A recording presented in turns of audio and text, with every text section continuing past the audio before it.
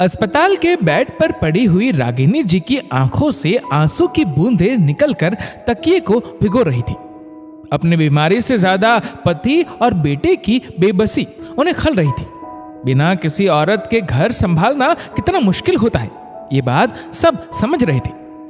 दोनों का उतरा हुआ चेहरा और बिना स्त्री के कपड़े देखती तो आंखें खुद ब खुद भर आती थी। पता नहीं कितने दिनों से दोनों ने ढंग से खाना भी खाया होगा या नहीं।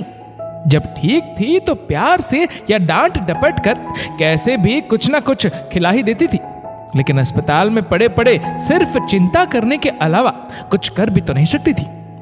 रागिनी जी एक कुशल गृहिणी की तरह सब कुछ अकेले ही संभाल लेती थी। ब्लड प्रेशर और डायबिटीज की शिकायत तो कई सालों से थी, लेकिन पिछले कुछ महीनों से उनकी तबीयत कुछ ज्यादा ही नासाज रहने लगी थी। उनके पति गौतम जी घर के बगल में ही किराने की दुकान पर बैठते थे और बेटा विवेक अपनी पढ़ाई खत्म करके नौकरी कर रहा था। रागिनी जी की यही इच्छा थी कि जल्द से जल्द वो विवेक की दुल्हन इस घर में ले आए, ताकि घर परिवार की जिम्मेदारी बहू को सौंप कर वो निश्चिंत हो सके। बहू की खोज में ही थी कि अचानक से एक दिन हृदयाघात के कारण उन्हें अस्पताल में भर्ती करना पड़ा। इस बार तो उनकी जान बच गई, लेकिन डॉक्टर ने कहा था कि उनकी हालत अभी बहुत नाजुक है। छोटा सा झटका भी उनके लिए नुकसानदायक हो सकता है। अब पिछले 4 दिनों से वो अस्पताल के बेड पर पड़ी पड़ी बस भगवान से यही दुआ कर रही थी कि भगवान बस उन्हें थोड़ी सी मोहलत और दे दी, ताकि वो अपने बेटे का घर बसता हुआ देख सके। 1 हफ्ते बाद रागिनी जी को अस्पताल से छुट्टी मिली। घर में सब कुछ अस्त व्यस्त सा था, जिसे देखकर रागिनी जी को बेचैनी सी हो रही थी। लेकिन अब कुछ दिनों तक वो भी आराम करने को मजबूर थी। जैसे तैसे उनके पति गौतम जी और बेटा विवेक घर और रागिनी जी को संभाल तो रहे थे। जब गौतम जी थोड़ी देर उनके पास बैठे तो उन्होंने जिक्र छेड़ दिया, सुनिए ना, अपने सभी पहचान वालों से कहिए कि कोई लड़की नजर में हो तो हमारे विवेक के लिए बताए। हाँ रागिनी, मैं कोशिश कर रहा हूँ, लेकिन पहले तुम ठीक तो हो जाओ। शादी का काम भी तो तुम्हें ही संभालना पड़ेगा ना। गौतम जी ढांढस बंधाते हुए बोले। रागिनी जी उनकी बात पर चुप हो गई, लेकिन मन में उथल पुथल मची थी कि पता नहीं मेरे पास समय है भी या नहीं। इसी चिंता में रागिनी जी घुल रही थी कि एक दिन उनकी ननद का फोन आया। भाभी, एक लड़की है मेरी नजर में, बहुत ही सुगढ़ और सयानी है, लेकिन क्या दीदी? रागिनी जी ने अधीर होते हुए पूछा। भाभी, वो लड़की के माता पिता नहीं है, बेचारी अनाथ है, अपने चाचा चाची के पास रहती है अभी। तो क्या हुआ दीदी, ये सब तो किस्मत की बात है, बस मेरे विवेक को पसंद आ जाए, हमारे लिए तो यही काफी है। रागिनी जी बहुत उत्साहित थी।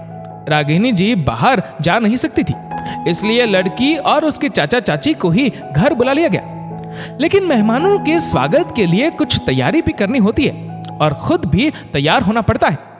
काम वाली सफाई कर गई थी और चाय नाश्ते का इंतजाम भी हो गया था। लड़की वाले आने को थे तभी रागिनी जी गौतम जी से बोली, अजी, मैं तो बहुत बुरी लग रही हूँ, हाथ में दर्द है, इसलिए 2 दिनों से कंघी भी नहीं की। आप मेरे बाल बनाने में मदद कर दीजिए, नहीं तो मेहमान क्या सोचेंगे। गौतम जी अपनी पत्नी के बालों में कंघी करके चोटी बनाने की कोशिश कर रही थी, लेकिन चोटी टेढ़ी मेढ़ी बन रही थी।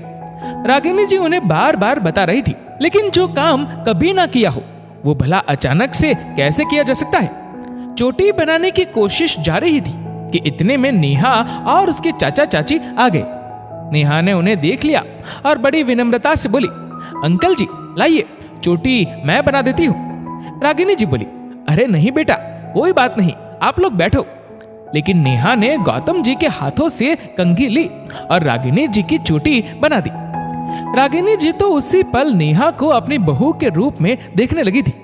नेहा थी भी बहुत प्यारी। दोनों परिवारों की रजामंदी से रिश्ता तय हो गया। रागिनी जी तो फूली नहीं समा रही थी, रह रह कर ईश्वर का धन्यवाद कर रही थी और प्रार्थना कर रही थी कि उन्हें बस थोड़ी जिंदगी और दे दे।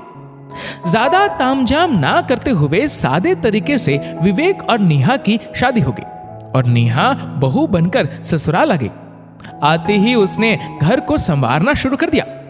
रागिनी जी को नेहा में अपनी ही छवि नजर आती थी। अब घर वापस से घर लगने लगा था। एक दिन नेहा रागिनी जी के पास बैठी थी तो रागिनी जी बोली, बहू, अब मुझे इस घर परिवार की चिंता नहीं है। यदि मैं ना भी रहूं तो सबका ख्याल रखना। ये सुनकर नेहा ने डांटते हुए कहा, मम्मी जी, आइंदा मुझसे ऐसी बातें मत करना, नहीं तो मैं आपसे बात नहीं करूंगी। अपनी एक माँ को तो मैं खो चुकी हूं, लेकिन अब आपको नहीं खो सकती। कहकर नेहा बच्चों की तरह रागिनी जी से लिपट गई। रागिनी जी की आंखें भर आई और उन आंखों में भगवान से बस इतनी दुआ थी कि उन्हें थोड़ी और जिंदगी दे दे। बात सच भी है, जब जीवन में प्रेम और अपनों का साथ हो तो जीने की ललक भी बनी रहती है। दोस्तों, इस वीडियो को लेकर आपकी क्या राय है, नीचे कमेंट करके जरूर बताएगा। और अगर आपको वीडियो अच्छा लगा हो तो इस वीडियो को लाइक करेगा, शेयर करेगा ज्यादा से ज्यादा लोगों तक। और ऐसे ही और भी इंस्पिरेशनल वीडियोस के लिए सब्सक्राइब करें हमारे यूट्यूब चैनल को और फेसबुक पर फॉलो करें हमारे पेज को। धन्यवाद।